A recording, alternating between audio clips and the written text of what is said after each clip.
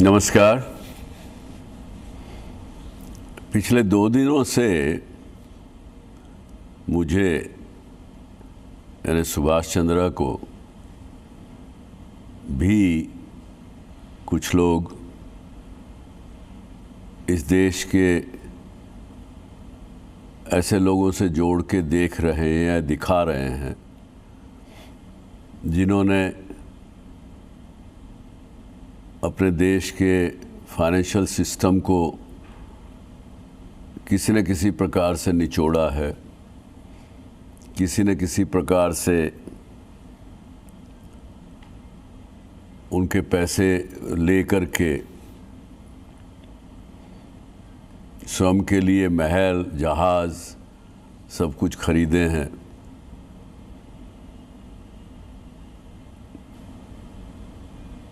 लेकिन मुझे पता है और मुझे विश्वास है,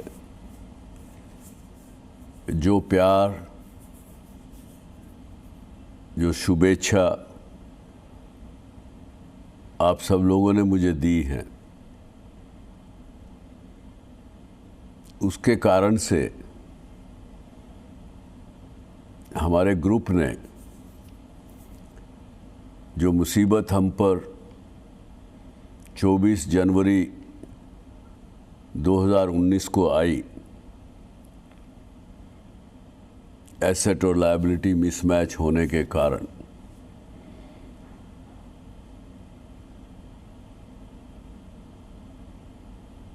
और उस दिन मैंने अपने मन से, मेरे लोगों के कहने के बावजूद भी मैंने एक ओपन लेटर सब आप लोगों को लिखा, देश के सिस्टम को लिखा, बैंकिंग सिस्टम को भी लिखा, और उसमें कहा मैंने कि मैंने कुछ गलतियां की हैं। शायद मैं पहला ही व्यक्ति था जिसने अपनी गलतियां मानी, मुझे नहीं लगता, और शायद आखिरी अब तक के इतिहास में मैं ही अकेला व्यक्ति हूं जिसने अपनी गलतियां मानी हैं। दूसरा कोई कॉरपोरेट वाला व्यक्ति ने, मैंने तो नहीं देखा कि किसी ने गलती मानी हो। और मैंने कहा कि भाई मैं सिस्टम का पूरा पैसा चुकाऊंगा, और मेरे ग्रुप की जितनी बोरोइंग एंटिटीज़ हैं वो भी चुकाएंगे। और वो किया हम लोगों ने, वो मैंने सभी बोरोइंग एंटिटीज़ को फोर्स करके करवाया। फैमिली के भी एसेट्स बेचे, अपने एसेट्स बेचे,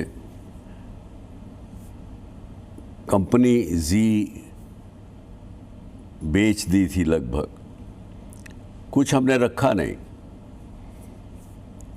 अपने घर तक को गिरवी किया, लेकिन सबका पैसा चुकाया। लेकिन बहुत से लोगों को ये अच्छा नहीं लग रहा, क्योंकि एक उदाहरण बन जाएगा कि एसएल ग्रुप ने, सुभाष चंद्र और उसकी फैमिली ने सब कुछ सबका चुकाया, अपना बेच के भी चुकाया। उन लोगों को अच्छा नहीं लग रहा जिन्होंने नहीं चुकाया। तो तब से ही ये बातें चली आ रही हैं, और ये केवल अभी जो एनसीएलटी में हुआ उसके बारे में मैं अभी बताऊंगा आपको 1 मिनट में। तो सच्चाई सही से नहीं बता रहे हैं आप लोगों को। हमने कल एक प्रेस रिलीज इशू किया, उसमें कुछ तथ्य सामने रखे हैं, लेकिन मैं सोचता था कि आपसे सीधी बात भी मैं करूं, आपको सीधा बताऊं, जिससे कि आप सबका जो प्रेम मेरे प्रति है वो बना रहे।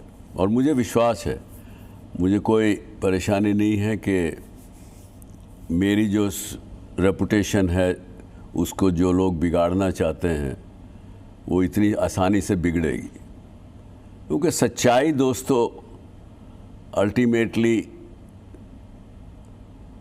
स्टैंड करती है। भले ही आज के युग में, कलयुग में दुनिया धन के पीछे, धन के बीच में, धन की एक ढेर में सच्चाई को दबा देते हैं, प्रयास करते हैं कि अल्टीमेटली वो सच्चाई छुप नहीं सकती। आखिरकार तो मनुष्य को अपना चेहरा खुद सवेरे शीशे में देखना होता है। मुझे पता होता है कि मैंने क्या गलत किया और क्या सही किया। तो उस दिन लगभग 45,000 करोड़ का देनदारी हमारे पूरे ग्रुप पर थी। उसमें से 43,000 करोड़ लगभग हमने चुकाया है। बाकी जो 2,000 करोड़ कहीं कंपनियों की जिनके एसेट लायबिलिटीज़ में गड़बड़ थी और थी, उस वजह से वो रुका है। ये जो विषय एनसीएलटी में हुआ तो वो केवल और केवल मैंने पर्सनल गारंटीज़ कुछ लेंडर्स को साइन करके दी थी और मुझे नहीं पता क्यों, पर कुछ लेंडर्स के पूरे पैसे भी चुका दिए गए थे, लेकिन उन्होंने भी एनसीएलटी में अपने क्लेम दाखिल किए। किसी कारण से किए होंगे, होने नहीं चाहिए थे। बहुत से केसेस ऐसे हैं, ये जो टोटल क्लेम जो 22,000 करोड़ रुपया लोग बोलते हैं, केवल 3,900 करोड़ के लगभग था। और जब हमारे ग्रुप की टोटल देनदारी 45,000 की है, 42,000 उसमें से दे दिया गया, 43,000, 2,000 बचा, तो बाकी 3,900 कहाँ से आ गया? चलो खैर, जो भी है वो आया भी। इसमें से करीब 2,000 करोड़ ऐसे लोगों के हैं जिन्होंने कभी पर्सनल गारंटी इन्वोक भी नहीं की, उन्होंने भी क्लेम दाखिल किया। जो रेजोल्यूशन प्रोफेशनल कोर्ट ने लगाए थे, उन्होंने सबका क्लेम स्वीकार कर लिया। और दोस्तों, उसमें से भी 620 करोड़ का क्लेम हमने सेटल किया है। जो बोरोइंग एंटिटीज़ हैं उन्होंने कुछ 1100 करोड़ के लगभग अभी भी ऑफर लैंडर्स के पास पड़ी हुई हैं। तो हमारे ग्रुप की एंटिटीज सब लोग कमिटेड हैं हर एक का एक एक पैसा चुकाने में। और उसके डिटेल में विषय में मैं नहीं जाऊंगा, लेकिन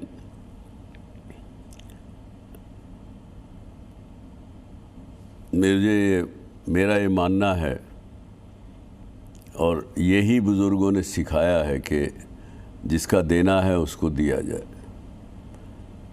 हमने बहुत से पैसे लेने भी हैं, कई जगह पे फंसे हुए हैं। इंफ्रास्ट्रक्चर के पैसे स्टेट गवर्नमेंट से पड़े हुए हैं लेने के लिए, उसके पीछे लगे हैं हम। कुछ एक दो प्रॉपर्टी और हैं जो बेची जानी है। उस वजह से ही आज जी वापस हमने 20% के लिए एक फैमिली ने अपने पैसे इकट्ठे करके लिया है। जहाँ तक मेरा निजी प्रश्न है, ये भी एक लांछन लगाया गया कि मेरे पास बहुत ज़्यादा वेल्थ थी जब हमने लोन लिया, लेकिन बाद में हमने कुल 31 करोड़ रुपए की दिखाई। अब ये भी एक मिथ है जो किसी ने चला के रखा है। कहीं किसी ने रिकॉर्ड पे लिख दिया ग्रुप की जितनी मार्केट कैपिटलाइजेशन थी उसको ले लिया, उसको मेरा निजी संपत्ति के रूप में दिखा दिया। 45,000 करोड़ रुपया नेटवर्थ है सुभाष चंद्र की, ऐसा बताया 2017 में। जबकि मैं 2016 में जब राज्यसभा का सदस्य बना तो उसमें वहाँ पे डिक्लेरेशन देना होता है और डिक्लेयर किया। उसमें मेरी नेटवर्थ थी 39 करोड़ 339 करोड़ सम 70 lakhs और समथिंग। जब 2016 में मैं 39 करोड़ 60-70 लाख डिक्लेयर कर रहा हूँ, तो 2017 में वो 45,000 करोड़ कैसे बन जाएगी? तो ये सारी चीज़ें कुछ लोगों को ठीक नहीं लग रही हैं, लेकिन अल्टीमेटली सच्चाई जो है वो प्रिवेल करेगी। मैं बल्कि आपके माध्यम से बैंकिंग सिस्टम को, आज इस देश की फाइनेंस मिनिस्टर को और बैंकिंग सेक्रेटरी इत्यादि को भी ये कहना चाहूँगा कि आप किसी इंडिपेंडेंट ऑडिटर को लगाइए, उनको इतना ही सवाल पूछिए कि भाई इस ग्रुप का जब इन्होंने पहली बार फाइनेंशियल मार्केट में डिफ़ॉल्ट किया, उस समय कितना इनकी बोरोइंग थी और कितना इन्होंने अब तक पे किया। दूध का दूध, पानी का पानी सामने आ जाएगा। आज मैं आपसे ठीक हंस के साधारण रूप से बात कर रहा हूँ, एक ऐसे व्यक्ति की तरह से बात नहीं कर रहा जिसका सब कुछ चला गया हो। जो आखिरी 6.5 करोड़ रुपया बचा है मेरे पास, वो भी अब इस प्लान के अनुसार पे करना पड़ेगा। एक मेरा छोटा रेजिडेंशियल मकान है, उसको मैंने पार्टली भाड़े पे दिया, उसकी इनकम से मैं अपना खर्चा चला रहा हूँ। मुझे कोई अफसोस नहीं है दोस्तों, और फिर कमाऊँगा, पायनियर हूँ, अच्छे काम, नए काम करना जानता हूँ, आगे भी करूँगा। अभी तो फ़िलहाल तो एक मैंने स्विट्ज़रलैंड में मेरे मित्र हैं जो इन्वेस्टमेंट का काम करते हैं, उनके यहाँ सर्विस करने का मैंने एक प्लान किया है। डिटेल मैं दूंगा आपको आने वाले 1-2 हफ्ते में।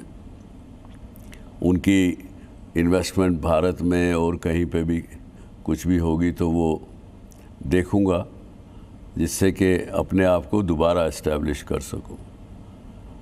और आवश्यक ये भी है कि कहीं न कहीं परिवार से 2-4 करोड़ रुपया उधार लेके उसको भी अपने किसी न किसी स्टार्टअप्स में और में लगाएंगे, जो कि आगे बढ़ सकें, आगे वापस अपना जो खोया हुआ अतीत, एक सक्सेसफुल पायनियर और जिसने नए नए बिजनेस इस देश में शुरू किए, 8,000 परिवारों को रोज़गार दिया, इस देश की इकॉनमी में कंट्रीब्यूट किया। मुझे ध्यान में आता है कि ये 50-52 साल के मेरे वर्किंग लाइफ में मैंने कम से कम फाइनेंशियल सिस्टम को 60-70 हज़ार करोड़ का ब्याज दिया होगा, लेकिन कमाया भी, आगे भी बढ़े। जो व्यक्ति 17 रुपये लेके निकला, एक समय में इस देश का one of the richest top 10% में भी नाम आया, मुझे उसका कोई अफसोस नहीं है। और आज सब कुछ चला गया, उसका कोई दुख नहीं है। तो मैं केवल और केवल आपको यही रिक्वेस्ट करूँगा कि आप किसी की बहकावे में मत आइए। गलत व्हाट्सएप और सोशल मीडिया पे दुनिया भर की बातें मेरे बारे में जो कही जा रही हैं, उनको वेरीफाई करिए। और मैं आपको अधिकार देता हूं कि आप मुझे, मेरा तो सब कुछ ओपन है, मुझे मेल करिए, आपके प्रश्न और मेरे से पूछिए सीधा, मैं आपको जवाब दूंगा। इसके साथ ही आपने अपना अटेंशन मुझे दिया, मेरी इस वीडियो को, इस स्टेटमेंट को दिया, उसके लिए मैं आपका बहुत बहुत आभारी हूँ। आपका प्यार ऐसे ही बना रहे। धन्यवाद। जय हिंद।